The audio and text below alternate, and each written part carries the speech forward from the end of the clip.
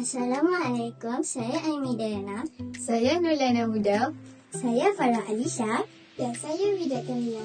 Kami dari Sekolah Kebangsaan Darul Aman Heights akan memperkenalkan projek inovasi kami iaitu Watermelon Gummy Treats.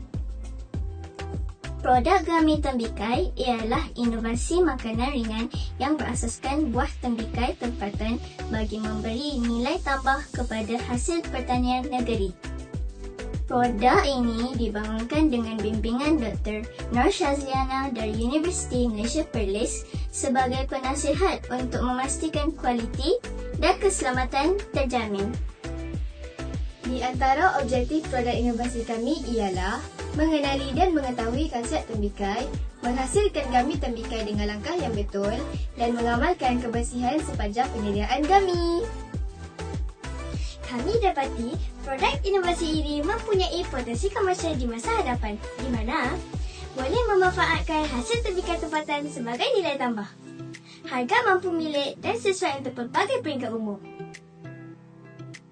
Bagaimanakah idea inovasi ini tercetus?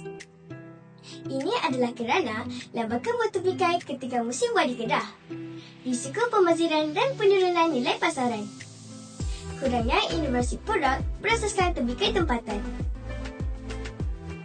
Antara bahan-bahan yang digunakan untuk menghasilkan gummy tembikai ialah buah tembikai, gelatin halal dan sirap glukosa. Buah tembikai perlu dikisar halus manakala gelatin direndam di dalam air dan dibiarkan mengembang. Jus tembikai yang dikisar tadi dimasak di atas api yang perlahan. Gelatin yang telah kembang dimasukkan ke dalam jus tembikai bersama sirap glukosa. Setelah campuran tadi menjadi likat, ia perlu segera dituang ke dalam acuan yang telah ditabur dengan campuran gula asing dan tepung jagung. Sekian, terima kasih.